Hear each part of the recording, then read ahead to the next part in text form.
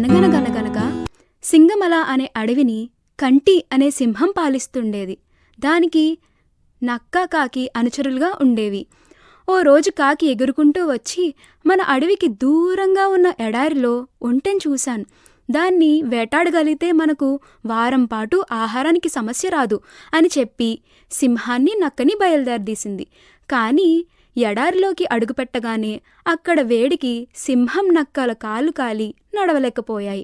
దాంతో కాకి ఒంటె దగ్గరికెళ్ళి, మిత్రమా, నువ్వు మా రాజు సింహాన్ని, మంత్రి నక్కని అడవిలో దించగలవా అని అడిగింది. ఒప్పుకున్న ఒంటె సింహాన్ని, నక్కని మోసుకుంటూ వాళ్ళ స్థావరాన్ని తీసుకొచ్చింది.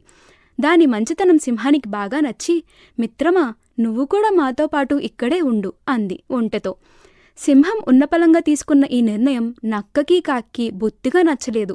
అవి ఓ ఉపాయం పన్నాయి.